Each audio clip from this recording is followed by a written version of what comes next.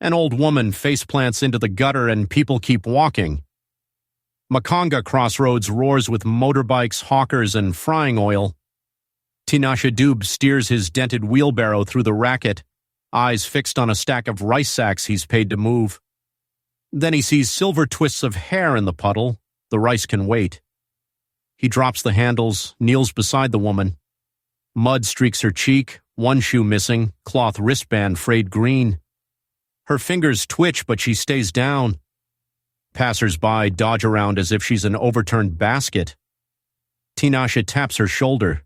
No response. A boater rider yells for him to clear the road. Tinashe ignores the shout, slides arms under the frail frame, and lifts. His bony knees wobble, yet he eases her against the wheelbarrow's side plank. "Madam, can you hear me?" he asks. The woman coughs. "Harvest can't wait," she whispers, voice thin as paper. He checks for a phone. None. Only a folded supermarket receipt stuffed in the waistcloth. No address, no ID. He glances toward the market clinic. Already 3 customers deep on stretchers. Time burns. Curfew checkpoint closes side roads at sunset. Tinashe decides. He shifts produce crates aside, lays the woman on the foam mat he keeps for fragile goods. 2 taps on the handle for luck. Wheels creak as he pushes into the traffic stream. A tomato seller, Auntie Coco, calls, "Boy, where's my empty crates?" "Later, Auntie, emergency," he shouts without slowing. The main road narrows by street vendors. One selling sunglasses sees the barrow's passenger and waves a concerned hand. "That old mama's trouble, oh," he warns. Tinashe angles left, aiming for the clinic anyway. A nurse at the gate blocks him. "Only patients who walk in under their own power," she says, eyes on a clipboard. "She can't walk," Tinashe replies. "Then ambulance, next." Ambulance costs more than his month's fees. He backs away, nearly tipping the barrow. The woman stirs, looks up, confused. "Where is Kwame?" she mumbles. "Don't worry, we're moving," he says. He chooses Plan B, reach the police checkpoint. Officers can radio for family. He pushes north, tires crunching broken glass. The sun slides lower, shadows stretch across the stalls. A street kid on roller sneakers races by, bumps the barrow. Tinashe jolts, catches a falling crate, but a wheel wobbles. He kneels, tightens the axle nut with fingers. The woman hums a jingle, off-key but steady. They reach a roundabout where traffic piles up under flashing curfew lights. Orange cones force everyone through a bottleneck of officers in high-vis jackets. One cop waves a baton, signaling Tinashe to halt. "Porters after 5 need reflector stickers. You have none," the officer says. "I'm taking her to help," Tinashe replies, nodding to the passenger. Officer peers into the barrow. "Who's she to you?" "I found her collapsed. She needs family." The woman blinks, suddenly sharp. "Let the boy pass. The harvest can't wait," she repeats, firmer. Officer frowns. "Name?" She opens her mouth, stalls, looks lost again. "See? You don't even know her name," the officer says. "Step aside." Cars inch past. Sunset timer on the checkpoint board clicks down from 9 minutes. Tinashe's hands clamp the handles. A cold whistle of wind kicks dust across them. An oncoming truck backfires. The officer jumps, then glares. "Registration of the barrow?" "It's a barrow, not a car," Tinashe answers. "Anything with wheels on a public road needs record." Officer raises baton, taps the rusty rim. "Impound today, fine tomorrow." Traffic horns drown the conversation. Sweat stings Tinashe's eyes. The woman reaches, pats his wrist, then drops her hand limp. Tinashe risks a step forward. The officer plants a boot on the front wheel. "You're deaf?" he snaps. Behind, a boater rider swerves too close. His handlebar scrapes the wheelbarrow side. Tinashe jerks, metal grinds. A sharp metallic pop rings out. The right wheel skids sideways, axle bolt shears off, and the whole frame lurches. The officer grabs the handle just as the barrow tilts, baton lifted over his shoulder. Traffic freezes, horns blast, sun drops behind the warehouses. The wheel is jammed, the baton is poised, and the checkpoint timer hits 0. The baton swings, the wheel snaps, and the barrow tips. Tinashe lunges across the handles, shoulder under the frame.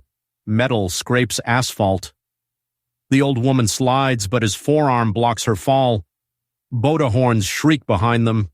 The officer curses, steps back to dodge the splash of gutter water. Traffic surges when cones lift for curfew. He has bigger problems than one broken barrow. He waves Tinashe off the lane. Tinashe drags the crippled cart to the sidewalk. The right wheel hangs loose, bolt gone. Streetlights flicker on, dark clouds roll overhead.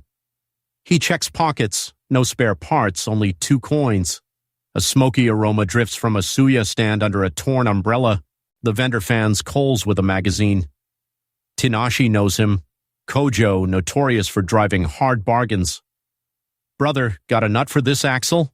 Tinashe asks, lifting the wheel. Kojo studies the bent frame, then the unconscious passenger. "Payment?" "I deliver for you free next Saturday, 20 crates. Kojo slices meat, thinks, then nods. "You owe me. No dodge." He digs through a toolbox, hands over a brass nut and a greasy washer. Tinashe squats, lines the axle, threads the nut. Fingers slip on oil. He wipes them on his shorts and tightens again. Wheel spins true. Thunder cracks. First drops hit the tarp roofs. He pulls the hood of his faded jersey over the woman's head. She stirs, eyes opening to the sky. She hums a slow melody, words lost to rain. Akosua, she repeats, voice lilting like an old record. "Madam, hold on, we move." He grips the handles, pushes into Onion Alley, a narrow lane shielded from patrol lights. Water runs ankle deep already, mixing with vegetable scraps. At the alley mouth, 2 boda riders lean under an awning, engines idling. One shouts, "Barrow boy, road ahead is a river. Want passage? 10,000. "Too much," Tinashe replies. Flooded bridge, no choice. He remembers Kojo's claim slip still smudged on his palm. "Kojo will supply free suya for your motorcade tomorrow," he bluffs. The riders glance at each other. Free meat sways them. "Fine, half price," the nearest says. Tinashe lowers the barrow rails onto the bike's side step. They lash rope through wheel spokes, old woman still humming. The boda sputters into the rising water. Muddy waves slap the barrow, soaking foam padding. Tinashe rides pillion, one arm braced over the woman.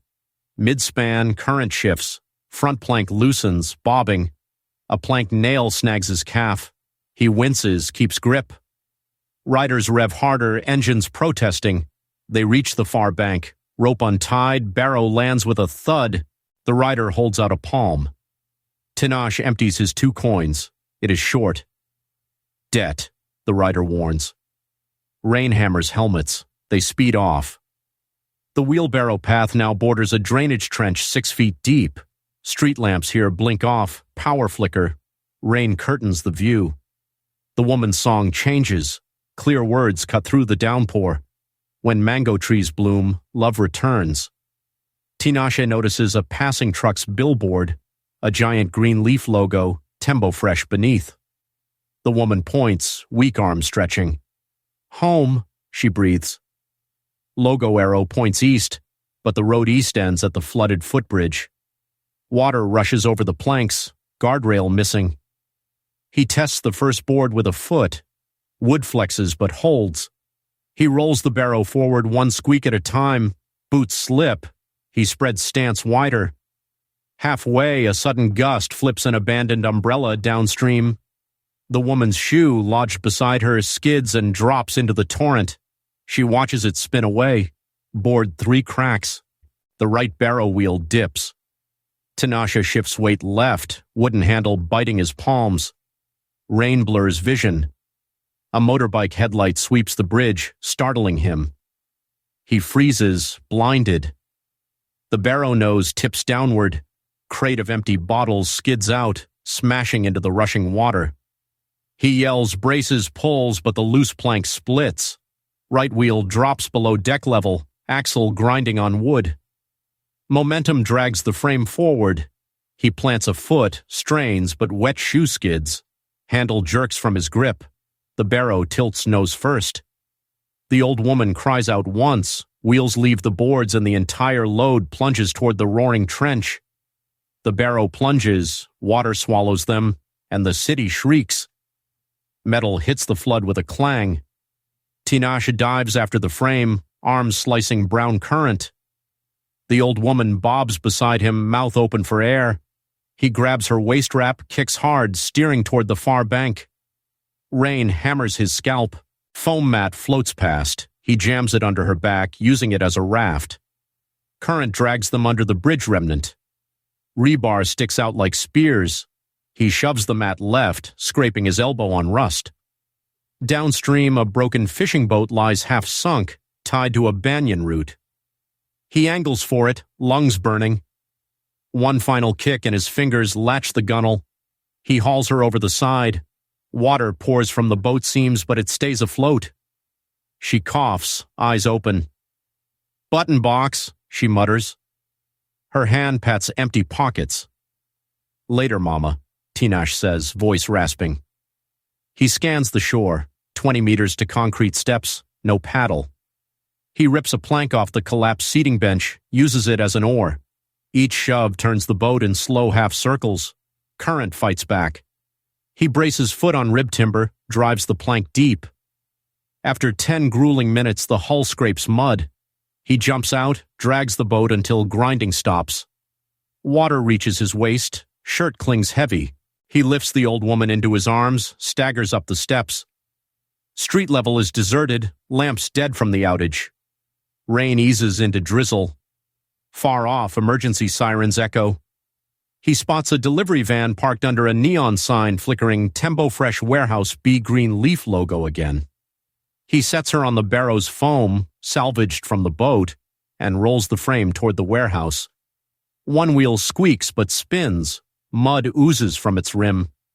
He shoulders the gate. It gives a reluctant groan. Inside, forklifts rest silent in dim security lights, conveyor belts like silver snakes. A lone guard sits in a glass booth scrolling his phone. Tinashe knocks on the glass. "Emergency," he says, pointing to the woman. Guard squints. "Shift ended. Clinic's that way." He jerks a thumb toward darkness. "Logo says her home," Tinashe insists. Guard steps out, shines torch on her wristband. "That cloth looks company vintage." He hesitates. "Wait here." He keys the radio on his shoulder. No response, static only. Dead channel. "Storm killed our comms," he mutters. "Fine, I'll escort you to the main gate." They cross the silent loading bay. Each step leaves muddy prints on polished floor. Tinashe wheels slowly, frame rattles louder in the cavernous space. Outside, a paved drive leads to the glass-fronted headquarters. Bright interior lights reveal security at full alert. 3 guards with umbrellas jog over, rifles slung. "Identify," barks the lead guard. "She collapsed near the market," Tinashe says. "Your colleague thinks she belongs here." Lead guard lifts the torch. The woman's eyes open wide, sudden focus. "Sethunya," she says, staring at him. The guard's face pales. No one outside family knows that birth name. "Bring her in," he orders, voice small. The reception lobby smells of disinfectant and wet coats. Marble stairs ascend behind biometric doors. A medic rushes from a side room as if waiting all night. He checks pulse, shines light in pupils. "Stable," he reports. Elevator doors ding.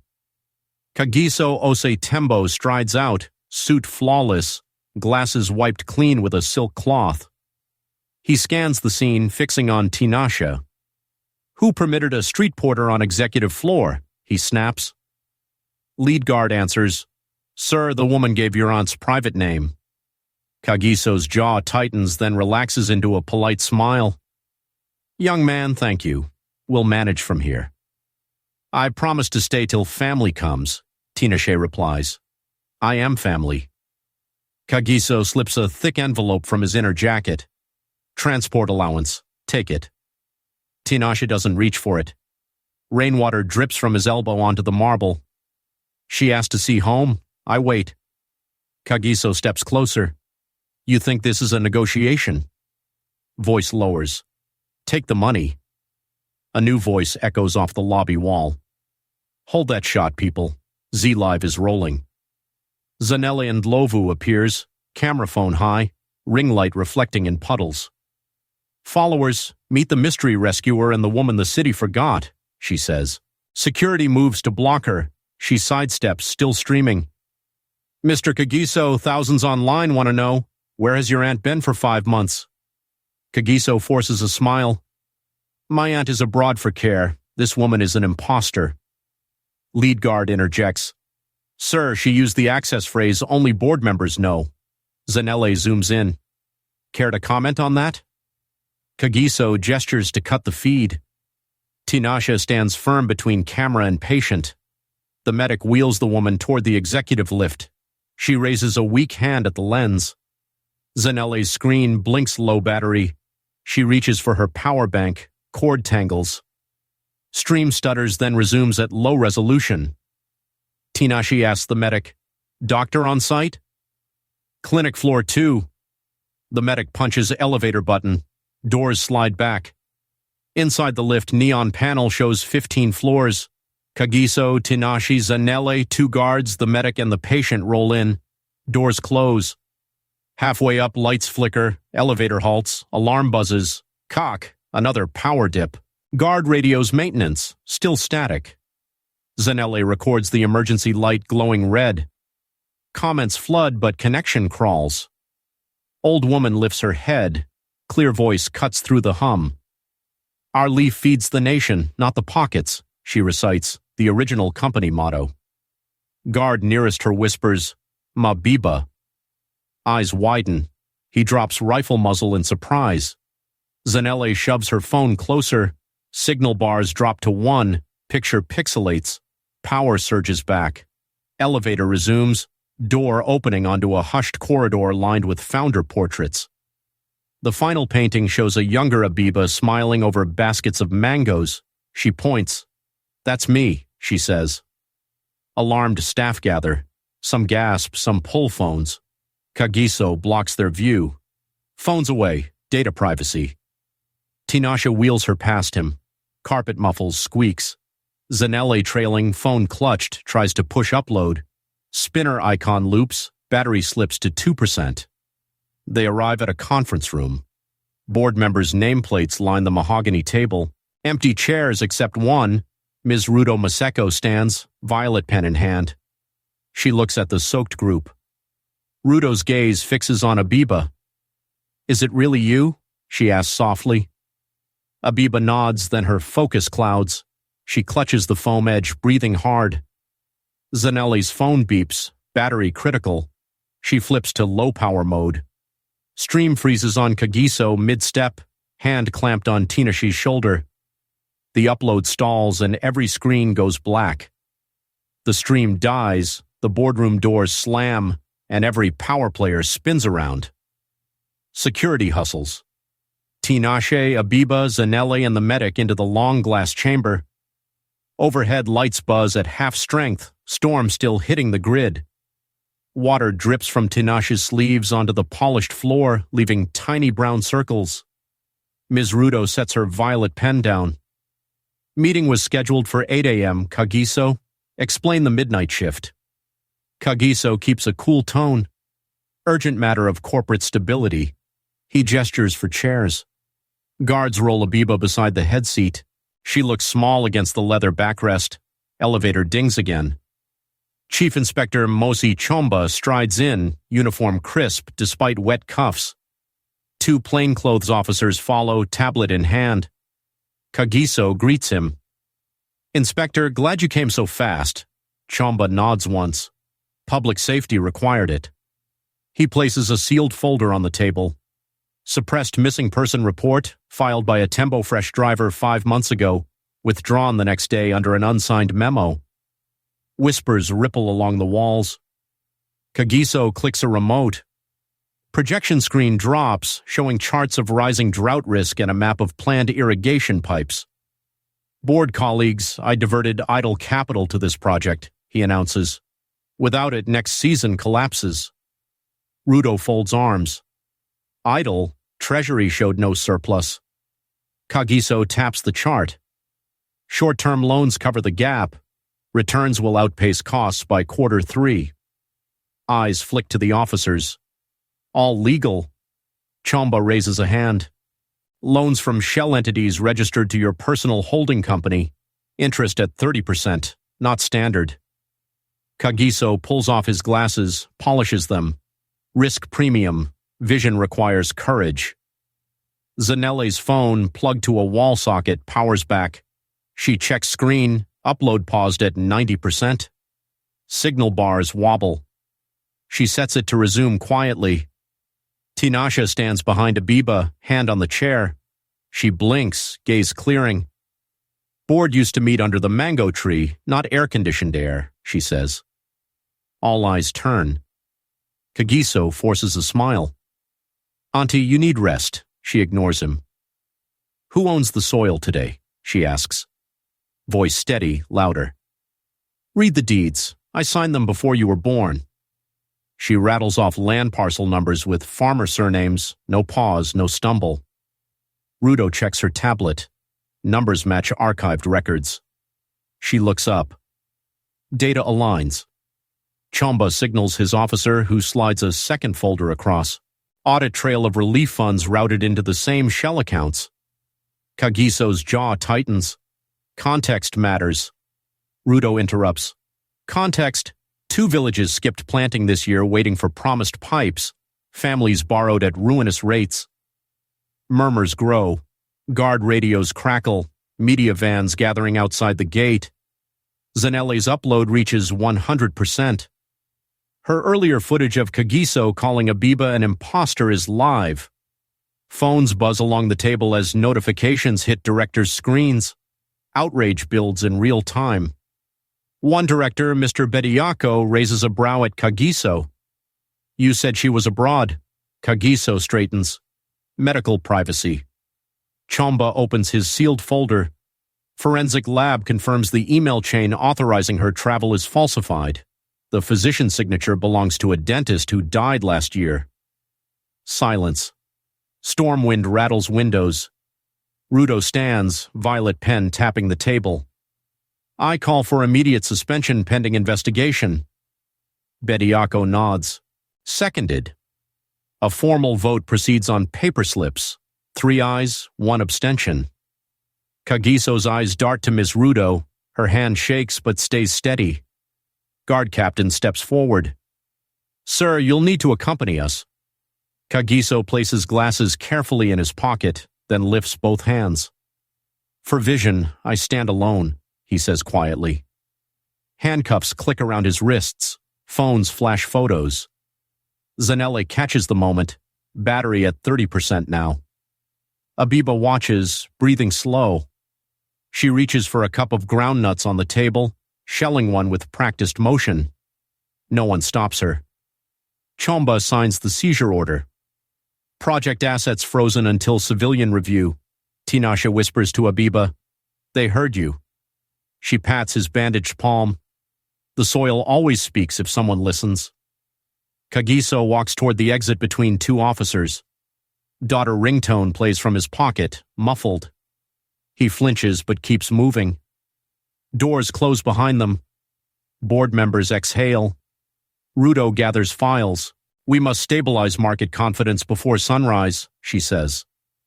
Bediako nods. Draft statement by 4. Zanile disconnects her charger, pockets the cable. I need quotes. Rudo eyes her.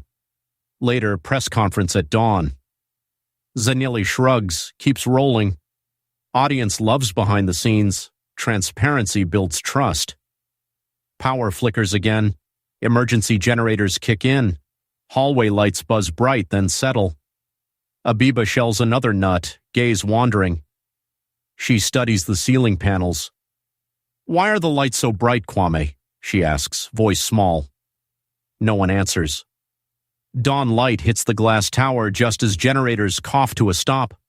Outside Tembo Fresh HQ, reporters crowd behind tape. Tripods fight for space with farmers in gumboots and market porters clutching produce crates as proof they belong. Police set a single narrow corridor from door to podium. Tinashe stands near the steps, patched shirt drying in the early sun. Abiba sits in a wheelchair beside him, blanket over her knees. A nurse guards one side, Inspector Chomba the other. Cameras power on, red lights blink awake. Microphones squeal. Ms. Rudo steps up, shuffles index cards, and clears her throat. Interim statement, she says. Feedback whines. A tech yanks a loose cable, clears the line. Tembo Fresh Board has suspended Mr. Kagiso Ose Tembo pending investigation, she continues. Murmurs ripple through the crowd. Asset freeze covers irrigation project funds until external audit verifies use. A farmer waves a dust-coated hat, shouts, "What about our seedlings?" Rudo raises a hand. Court hearing in 10 days will decide phased release to co-op accounts, no delays if fraud absent. Reporters bark questions. Chomba steps forward, voice firm. Bridge collapse and diverted relief cash fall under criminal probe. Updates through official channels only. Photographers want the rescuer. Zanelle, already live again, calls, "Show us the boy." Lenses swing to Tinashe. He shifts on his feet, then squares shoulders. Abiba beckons him closer. She opens her palm. Inside rests a polished staff badge, gold edge, number 001 etched deep. "You carried me," she says. "Now carry the leaf." Whispers rise. Rudo adds, "Scholarship plus internship in our logistics academy starts next term." Reporters scribble. A newbie journalist calls, "Monetary reward." Rudo shakes her head. "Opportunity, not cash." Some in the crowd nod approval, others sigh. Zanelle captures the mixed reactions for her stream. Chomba checks his watch. Press time burns. He motions to conclude. Rudo thanks everyone, steps back. Microphones lower. Commotion at the gate. A black sedan rolls in. Officers wave it through. Ms. Rudo recognizes the plate, brow tightens. Director Bediako emerges, strides toward the door without comment. Questions fly, but he keeps moving. No answers. Abiba's focus drifts. She studies the badge in Tinashe's hand as if seeing it for the first time. Nurse offers water. She sips, then asks, "Did we finish packing the mangoes?" Nurse smiles, nods. Generator clicks off, mains power restored. Screens behind the podium light with the green leaf logo and a new slogan scrolling, "Roots first." Some cheer. Zanelle wraps her outro. Phone heat warning pops. She fans it, battery at 7%. "Guys, link in description," she says. Then feed ends before the app crashes. Tinashe tests the badge clip on his frayed collar. Metal catches the sun. Auntie Coco's tomato stall will want that story, he thinks. But words never form. Instead, he grips the wheelbarrow he reclaimed from maintenance. Fresh bolt, straight axle, one handle taped. A finance clerk approaches with paperwork. "Need guardian sign-off for under 18 internship." Tinashe blinks. Clerk shrugs. "Policy." Abiba's eyes sharpen. "I sign," she declares, reaching for the pen. Clerk hesitates, glances at Rudo. Rudo nods once. Signature flows shaky but legible. Stamp thuds red on the form. Police start clearing the courtyard. Farmers told to register details for compensation claims inside Hall B. Some complain about bus fare. Chomba orders a shuttle list. Rainwashed sky now bright blue. The nurse guides Abiba toward the building. Halfway she pauses, looks back at Tinashe. "Keep us on time," she reminds, tapping her wrist where a watch once sat. He pushes the wheelbarrow toward the gate. Vendors call his name, slap his shoulder. One thrusts a boiled groundnut cone into his pocket. He smiles, palm stinging through fresh tape. Traffic hums beyond the security wall. Bridge to the market still out. Detour adds 30 minutes. He doesn't mind. Badge clinks against the handle as he walks. At the corner, Zanelli sits on a curb, phone dead, scribbling notes by hand. She waves him over. Interview later? She asks. First harvest, he answers, matching her grin. Behind them, sirens wail again. Different car, different trouble. City never sleeps. Tinashe follows the detour sign, wheelbarrow rolling smooth on new bearings. This story isn't over, but the wheelbarrow just found a new road.